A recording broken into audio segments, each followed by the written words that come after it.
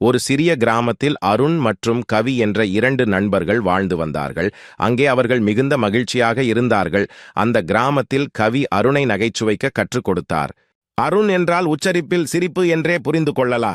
ஒரு நாள் அருண் கவியை சந்தித்து, இன்று நாம் சேர்ந்து ஒரு சிரிப்பு நடத்தலாமா என்று கேட்டான். சரி, அதில் ஒரு தத்துவம் இருக்க வேண்டும். அப்படியா? நகைச்சுவையில தத்துவமா? நாளைய தினம் இருவரும் கிராம மக்களை அழைத்து ஒரு பெரிய இடத்தில் கூட்டி வைத்தார்கள். நண்பர்களே, இன்று நாம் சிரித்து மகிழ வேண்டும். நண்பர்களே, அருண் எனக்கு ஒரு சிரிப்பை கற்றுக் கொடுத்தார். அது என்ன சிரிப்பு தெரியுமா? அவர்கள் எல்லாம் ஆவலுடன் என்ன என்று கேட்டார்கள்.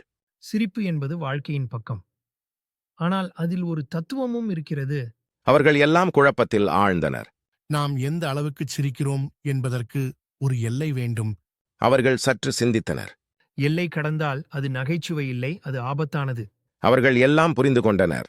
ஒரு நாள் அருண் கடவுள் மலைக்கு சென்றார். அங்கே ஒரு மாந்திரிகன் இருந்தான். அவர்கள் ஆச்சரியமாக கேட்டனர், மாந்திரிகனோ? ஆமாம், அவன் எனக்கு ஒரு பாடம் கற்றுக் கொடுத்தான். அவர்கள் ஆவலுடன் கேட்டனர், என்ன? சிரிப்பு என்பது வாழ்க்கையின் நெரிசல்களை மறந்து சந்தோஷமாக வாழ்வதற்காக. ஆனால் எல்லைக்கு அப்பால் அது உங்களை ஏமாற்றும். அதனால் நண்பர்களே, சிரிப்பு நல்லது. ஆனால் அதிலும் ஒரு அளவு வேண்டும்.